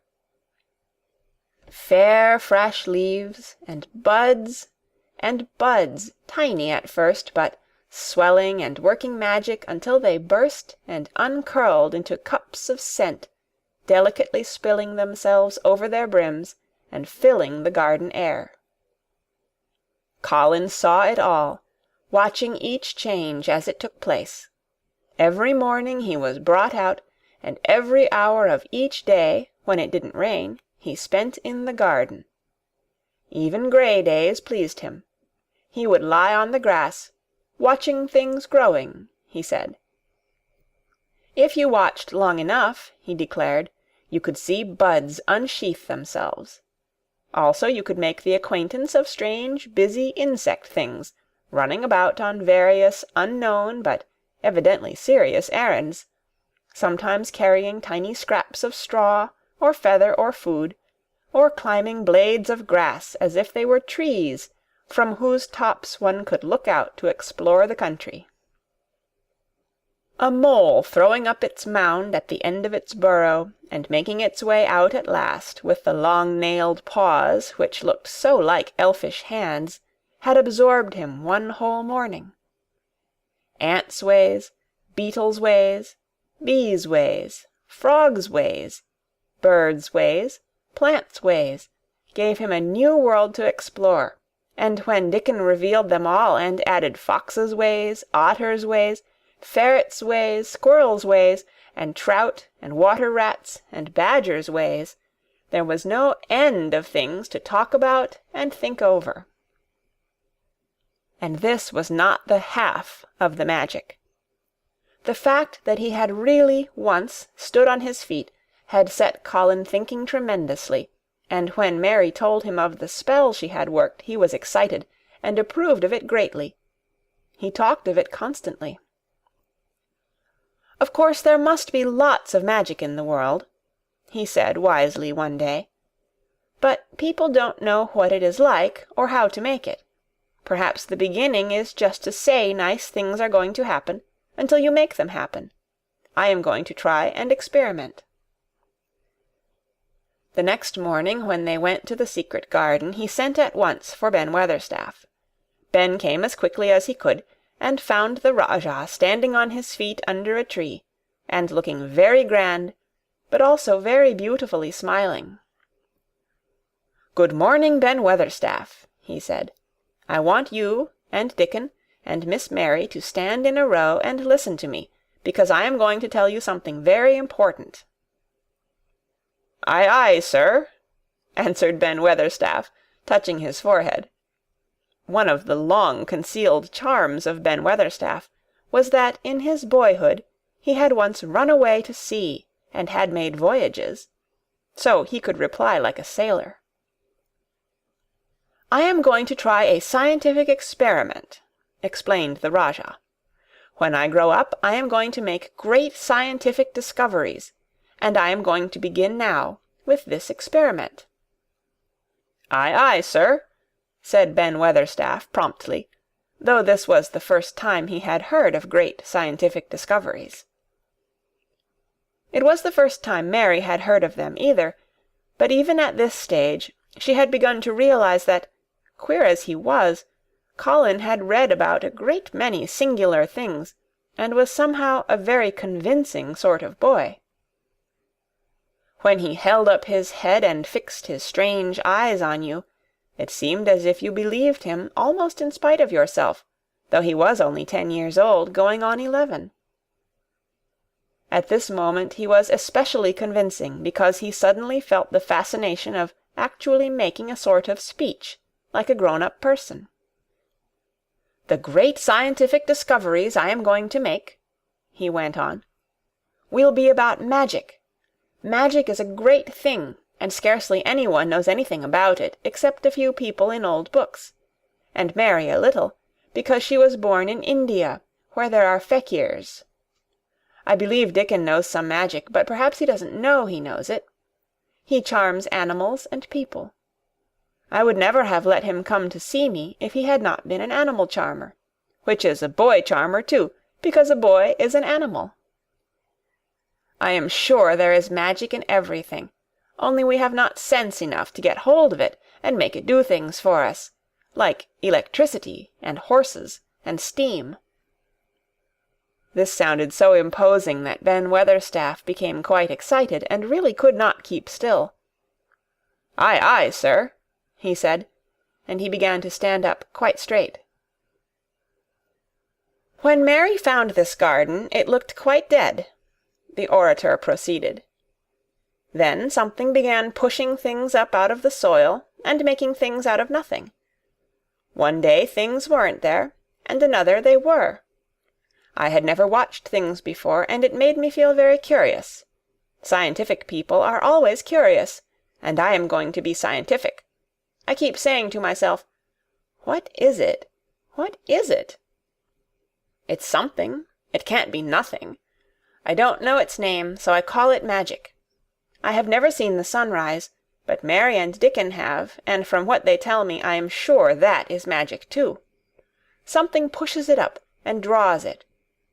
Sometimes, since I've been in the garden, I've looked up through the trees at the sky, and I have had a strange feeling of being happy, as if something were pushing and drawing in my chest, and making me breathe fast. Magic is always pushing and drawing and making things out of nothing. Everything is made out of magic, leaves and trees, flowers and birds, badgers and foxes and squirrels and people.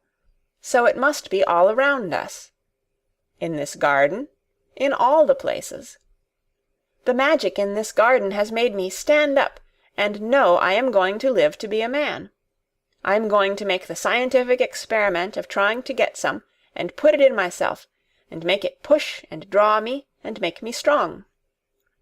I don't know how to do it, but I think that if you keep thinking about it, and calling it, perhaps it will come. Perhaps that is the first baby way to get it. When I was going to try to stand that first time, Mary kept saying to herself as fast as she could, 'You can do it, you can do it.' And I did.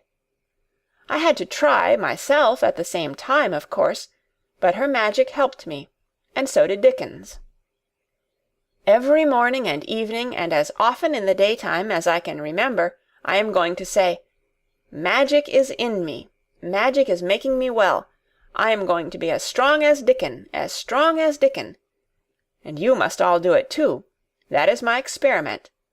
Will you help, Ben Weatherstaff?" "Aye, aye, sir," said Ben Weatherstaff. "Aye, aye."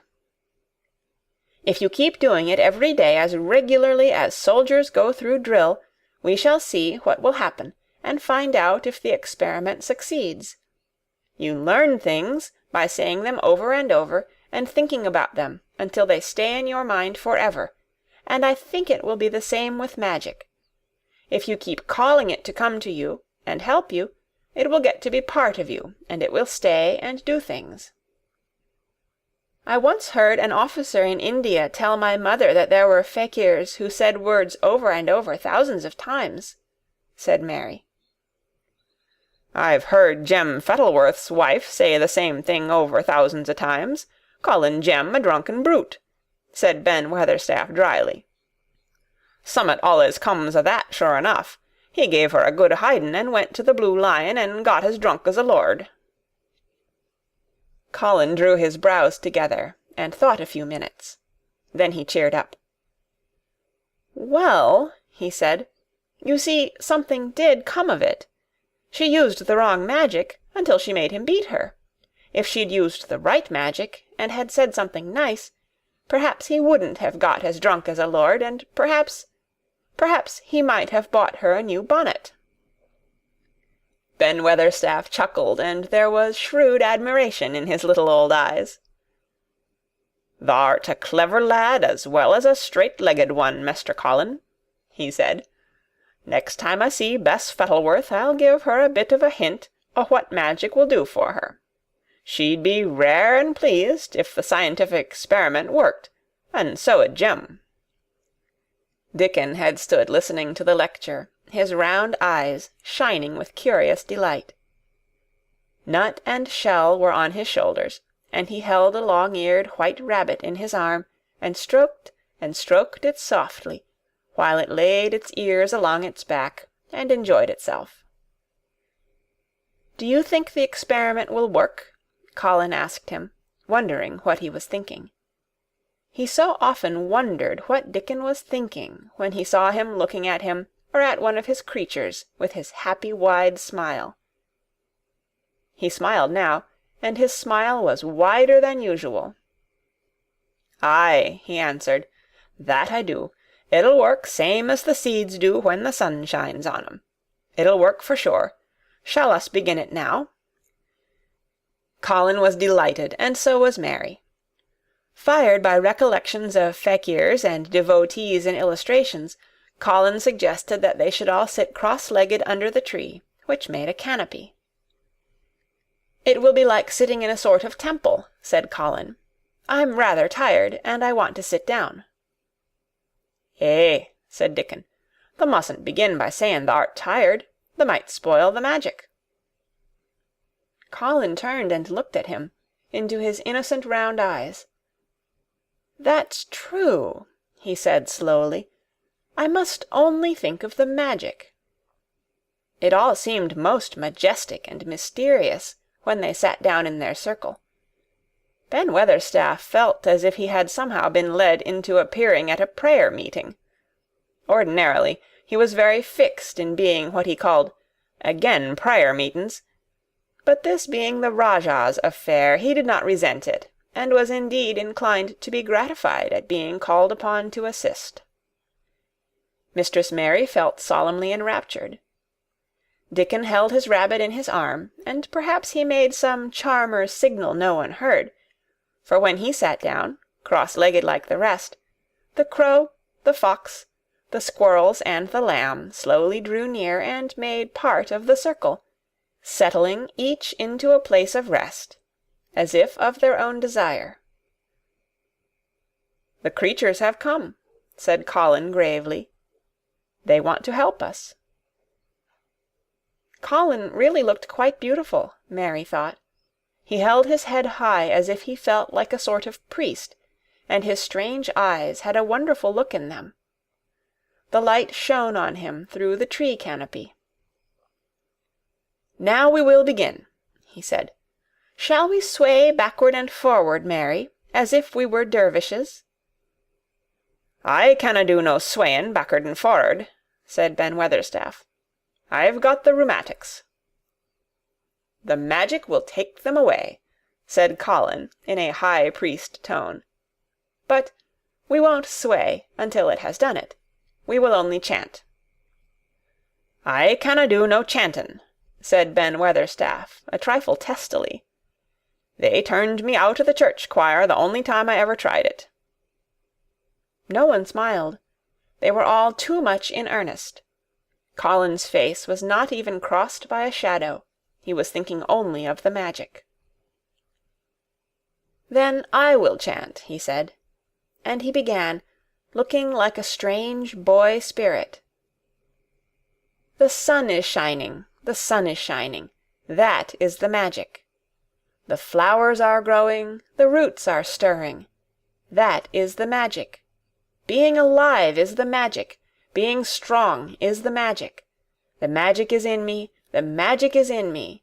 It is in me, it is in me. It's in every one of us. It's in Ben Weatherstaff's back. Magic, magic, come and help." He said it a great many times. Not 1,000 times, but quite a goodly number. Mary listened entranced. She felt as if it were at once queer and beautiful, and she wanted him to go on and on. Ben Weatherstaff began to feel soothed into a sort of dream which was quite agreeable. The humming of the bees in the blossoms mingled with the chanting voice, and drowsily melted into a doze. Dickon sat cross-legged with his rabbit asleep on his arm, and a hand resting on the lamb's back. Soot had pushed away a squirrel, and huddled close to him on his shoulder. The grey film dropped over his eyes. At last Colin stopped. "Now I am going to walk round the garden," he announced. Ben Weatherstaff's head had just dropped forward, and he lifted it with a jerk. "You have been asleep," said Colin. "Nowt o' the sort," mumbled Ben. "The sermon was good enow, but I'm bound to get out afore the collection." He was not quite awake yet. "You're not in church," said Colin. "Not me," said Ben, straightening himself. "Who said I were? I heard every bit of it. You said the magic was in my back. The doctor calls it rheumatics." The Rajah waved his hand. "That was the wrong magic," he said. "You will get better. You have my permission to go to your work, but come back tomorrow." "I'd like to see thee walk round the garden," grunted Ben. It was not an unfriendly grunt, but it was a grunt. In fact, being a stubborn old party, and not having entire faith in magic, he had made up his mind that if he were sent away, he would climb his ladder, and look over the wall, so that he might be ready to hobble back, if there were any stumbling. The Rajah did not object to his staying, and so the procession was formed. It really did look like a procession. Colin was at its head with Dickon on one side, and Mary on the other. Ben Weatherstaff walked behind, and the creatures trailed after them, the lamb and the fox-cub keeping close to Dickon, the white rabbit hopping along or stopping to nibble, and Soot following with the solemnity of a person who felt himself in charge. It was a procession which moved slowly, but with dignity. Every few yards it stopped to rest. Colin leaned on Dickon's arm, and privately Ben Weatherstaff kept a sharp lookout, but now and then Colin took his hand from its support and walked a few steps alone. His head was held up all the time, and he looked very grand. "The magic is in me," he kept saying. "The magic is making me strong. I can feel it, I can feel it." It seemed very certain that something was upholding and uplifting him. He sat on the seats in the alcoves, and once or twice he sat down on the grass, and several times he paused in the path and leaned on Dickon, but he would not give up until he had gone all round the garden. When he returned to the canopy tree, his cheeks were flushed, and he looked triumphant.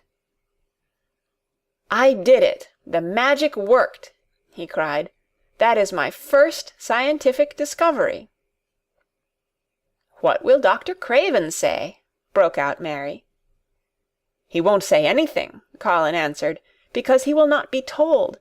This is to be the biggest secret of all.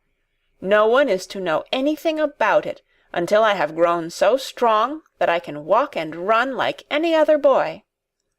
I shall come here every day in my chair, and I shall be taken back in it. I won't have people whispering and asking questions, and I won't let my father hear about it until the experiment has quite succeeded. Then, some time when he comes back to Misselthwaite, I shall just walk into his study and say, 'Here I am. I am like any other boy. I am quite well, and I shall live to be a man. It has been done by a scientific experiment.'" "He will think he is in a dream," cried Mary. "He won't believe his eyes." Colin flushed triumphantly. He had made himself believe that he was going to get well, which was really more than half the battle, if he had been aware of it. And the thought which stimulated him more than any other was this imagining what his father would look like when he saw that he had a son who was as straight and strong as other fathers' sons. One of his darkest miseries in the unhealthy, morbid past days had been his hatred of being a sickly, weak-backed boy whose father was afraid to look at him. "He'll be obliged to believe them," he said. "One of the things I am going to do, after the magic works and before I begin to make scientific discoveries, is to be an athlete." "We shall have thee taken to boxing in a week or so," said Ben Weatherstaff. "Thou'lt end wi' winning the belt and being champion prize-fighter of all England." Colin fixed his eyes on him sternly. "Weatherstaff," he said, "that is disrespectful. You must not take liberties because you are in the secret. However much the magic works, I shall not be a prize-fighter. I shall be a scientific discoverer." Ax pardon, sir," answered Ben, touching his forehead in salute. "I ought to have seed it wasn't a joking matter." But his eyes twinkled, and secretly he was immensely pleased. He really did not mind being snubbed, since the snubbing meant that the lad was gaining strength and spirit. End of chapter 23.